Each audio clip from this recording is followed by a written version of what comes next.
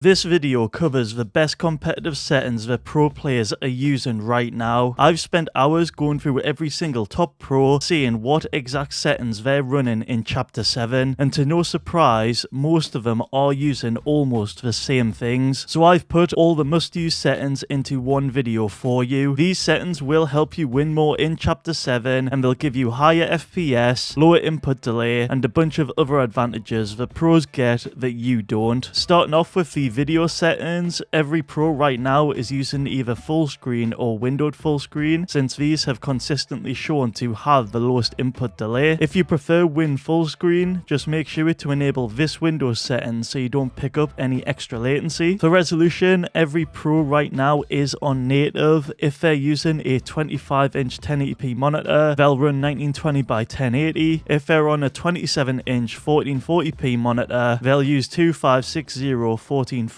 Just use whatever your native resolution is, which you can see by selecting the windowed full screen. As of right now, I've not seen anyone use stretched resolutions like 1720 by 1080 this chapter, but that could change later on. We've seen in the past players like Peterbot that have switched over later into the season, but at the moment everyone seems to be running their native res. Below that you've got VSync. This must be off. Every pro has this disabled. For frame rate limit, the general rule is simple: match it to your monitor's refresh rate. If you have a 240Hz monitor, you want to cap this at 240. If you have a 360Hz monitor, cap it at 360. This will give you the most consistent frame pacing, and it will stop any micro stuttering you get from uncapped FPS. The reason why most pros use either 240 or 360 is because these are the standard at LAN events. These days you'll find most of them being at 240, but in the near future we will see 360. For rendering mode, you want to use performance mode. May that be the DX11 one or the DX12 one. Both are great and they will lower the visual quality of your game and give you more FPS. Personally, I get almost the same performance on both of these, but the general consensus seems to depend on your GPU. I've heard that AMD users prefer the DX12 version, while NVIDIA users tend to like the DX11 legacy mode more. When it comes to brightness, most pros in Chapter 7 are using above 25%. Canada, for example, is using 127, Peterbot is using 150, and the reason behind pros boosting their brightness is because it makes enemies way easier to see. It's especially effective in storm fights. It's a similar story for the Colorblind mode. Some pros like Peterbot are now using Triton Up 4 for that extra vibrance and even better visibility. Then you've even got other players that take this all the way to strength number 10. But not every pro is using Colorblind settings. Plenty of them do have this completely turned off. 3D resolution is kept at 100%. Every pro has a good enough PC to run the game at full resolution, so there's no reason for them to lower it and make their game blurry. You would only lower this if your PC is really struggling to get frames. For view distance, most pro players are using far, and no, it doesn't let you see enemies from further away. That's actually capped at a fixed distance. What it does do though is it loads in build, loot, and map info a lot earlier when you are gliding in or rotating, and this extra information can be beneficial. Textures are on low for almost every pro, because obviously the lower textures do give you more FPS, although I have seen a few pros with NVIDIA GPUs using medium, especially in the Simpsons season, so I don't know if it's just for that season or not. Meshes are on low for literally every pro. These not only improve your FPS with the lower quality of what they look like, they also have a reduced debris effect too, which can make it easier to see players during build fights. And if you see NVIDIA Reflex, this means that you have an NVIDIA GPU. What this basically does is it reduces the time between your mouse input and the frame appearing on your screen. It does this by lowering the render queue, so frames are not stacked up waiting to be processed. In theory, having Reflex on or on plus boost should lower your input delay, but interestingly, not every pro uses it. Take Canada for example, he keeps this off, so it's one of those settings you need to try for yourself on your PC. Moving on to game settings, before we check out what pros are using the new settings in Chapter 7, it's important that at the top you ensure the correct matchmaking region is selected. Whatever you do, do not select auto because it can bug out and put you on the wrong server where you get stupidly high ping. Speaking of ping as well, another thing that's worth pointing out is even if you are on the right server, your connection can take a bad route to the Fortnite servers, and that's where you can get higher ping or even those random lag spikes. ExitLag ExitLag is designed to fix that. It optimizes the path of your connection in real time by creating multiple routes and switching you to the fastest one automatically. It does this so well, even players like Peterbot have used it before. When I turned it on and tried it for myself, my ping did drop lower than expected and the connection just felt smoother overall, considering my ping is usually around the 30-40 range. If you guys want to try it, you can test it out for completely free with no credit card. Just click the link in the description or scan the QR code on screen, make an account, install ExitLag, and choose from the 2000 supported games. Once you've picked your game, just open up the app as well and let it do its thing. And if it does help your ping, they have a Black Friday deal on now. It's 50% off and you get 3 months for free. The link is below if you want to give it a try. Getting back to the game settings, for movement, this is a pretty clear split between pros. You've got Peterbot who uses toggle sprint, same as Canada, while others prefer the hold 2 sprint. Auto open doors, this is usually turned off as most pros want full control over their movement, especially inside of builds. For mantling and hurdling, most pros seem to use hold jump for mantle activation and press jump for hurdle activation. It gives more control and avoids random movement you get from hold forward. For combat settings, hold to pick up is split across the pros, so whichever one matches your playstyle you definitely want to use. Toggle targeting is almost always off. Auto pick up weapons is used by a lot of pros including Peterbot and Canada. Same with auto sort consumables. Both settings save time and keep your inventory organized without much thinking. Simple build is a brand new setting and most pros do think it's terrible. It's only really useful if you are new to building or the game, so most pros do turn this off instantly. Disable pre-edit option is usually on in the pro scene, but I have seen some pros like Clicks turn it off for certain players. Auto confirm edits is one of the most debated settings amongst pros. Peterbot loves it because it removes an entire step and speeds up his editing, but plenty of pros still prefer the manual edits. Then at the bottom of game settings, most pros go through all of these by turning off the replay settings if they don't use them, and just below that you'll see the energy saving options, which they also disable all of these for a slight FPS boost. For HUD settings, most pros keep these very simple. You'll find a lot of them using cumulative damage as it does the math for you, so why wouldn't you use it? I also see hit only used a lot, along with reticle ammo indicator, and when it comes to the HUD scale, this is always pretty low. It's never on the default. You'll usually find it between 70 and 80% with pros. And if we scroll down through the rest of the settings, these are pretty much set up like this for the least amount of clutter on screen. For audio settings, the most important thing is the sound quality being set to high. 3D headphones are also turned off because they can distort directional audio and make footsteps harder to track. Visualize sound effects is one setting that is a must. It provides great information that can help you locate not only your enemies but other things around the map. Overall, it will just massively increase your awareness in game. You'll also find in the Windows sound settings that a lot of them have 48,000 Hz studio quality, while also using exclusive mode and having the communications set to do nothing. Inside the mouse settings, for pro player sensitivities, these are obviously personal preference, but when I analysed all of their sensitivities, there was a clear trend. I found out that 6.4 was the most common X and Y sensitivity in competitive Fortnite, and this makes sense because the game has been in a low to mid sensitivity meta for quite a while, especially with those larger mouse pads that get used at LAN. On top of that, there also was a trend with the mouse DPIs and polling rates. It turns out that 800 DPI was very popular along with 1000 Hz polling rate. This makes sense because 400 DPI is very slow and outdated, and high DPIs like 1600 can be too uncomfortably high. When it comes to polling rate as well, not many pros use it above 2000 Hz. Yes, you can technically say that having a higher polling rate does lower your input delay, but what a lot of people forget is this can cause more CPU usage and overall less stability with your game, so a lot of players don't even risk it and just stick with 1000 Hz. Now that we've covered the mouse settings though, just below it you will find the movement settings. A lot of the best players right now in the game are using a custom diagonal movement. It gives you controller-like angled strafing, which makes peeking and swinging around builds a lot more natural. I've seen plenty of pros running angles like 68, 90 and 135, but I'll put a few different ones on screen so you can get an idea of what every pro is using in the game. Not every pro player uses it though. A lot of players like Peterbot actually have this setting turned off and they much prefer sticking to the default movement because it fits their playstyle more so. Next up we've got Keybinds, and these really matter. Yes, keybinds are personal preference, but there's also a pretty big trend of what the pros use in terms of the most common keybinds. From my research, I found that 37% of pros use the wall on the mouse button 5, 22% have their floor on X, 32% have their stairs on mouse button 4, 28% have their roof on left shift, and 52% have their edit on F. That information might benefit some of you, but for a lot of you it probably won't. The main idea with keybinds is to find the best ones for you and your playstyle. Out of every single pro, I think Poyo has the best keybinds, so if you do need some inspiration, I would copy his, but overall you do want to just make your own keybinds. Moving on, I want to talk about the NVIDIA settings. Most pros are mainly focused on two things inside of here. One is visibility and two is stability. For visibility, a lot of pros go into this section of the settings and they make sure they increase their digital vibrance. The most common range I've seen is anywhere from 60% to 70%. What this does is it makes colors stand out more, it helps enemies pop out against the environment so they're easier to see, and best of all, it doesn't affect your FPS at all. Next from that, they'll go into this section. This is where pros like to change a few settings to lower their input delay. It's very likely that if they're using native, they'll have their scaling mode on no scaling and their perform scaling on display. However, if they use stretched resolution, they will have their scaling mode on full screen and their perform scaling on GPU. Next from that, in their 3D settings, there is one option inside here that I would recommend changing right now. That is the shader cache size. I think 10 is the best setting in here, and it's a lot better than the driver default, which is around 4, I believe. This will help the game compile more shaders and it'll in turn reduce game stutters. Outside of that setting, there is a few more you can change and get benefits from, but it's very important you check out this video so you understand what each one does. I'll leave a link below where I go into more detail. Oh, and another thing not to forget, when pros are updating their GPU drivers, they usually click this setting right here that allows them to do a clean install, which removes all the leftover bloatware that can cause stutters. So I highly recommend that you click this button when you are installing new drivers. Moving on finally to Windows. Almost every pro player has switched over to Windows 11 due to Windows 10 being discontinued for quite a while. With that in mind, there are a few Windows 11 settings that pros do change to boost their FPS. The first one they do is open their run box and type in this command on screen. What this will do is take you to the visual effects setting where you can then click adjust for best performance, which will turn all the settings off. However, to keep like Windows usable, it's very important that you select these options that I've selected on screen. Next from that, if you head into the Windows settings under gaming, I recommend you do not use game bar. You want to turn that off. Same with captures, turn that off. But where it says game mode, you might want to keep this on, as this can help stabilize FPS in games like Fortnite. After that, if you go into the graphics section, you want to turn on hardware accelerated GPU scheduling. This can reduce system latency a little and make the game feel smoother. Then just below that, you can click on browse and you can add the Fortnite client if it isn't there. You can also click options and set it to high performance. But yeah, that right there is all the settings that pros are using going into Chapter 7. If you do follow these settings, it's guaranteed that your game will feel much smoother and consistent. But before you do go, feel free to check out any of my other videos that are on screen right now.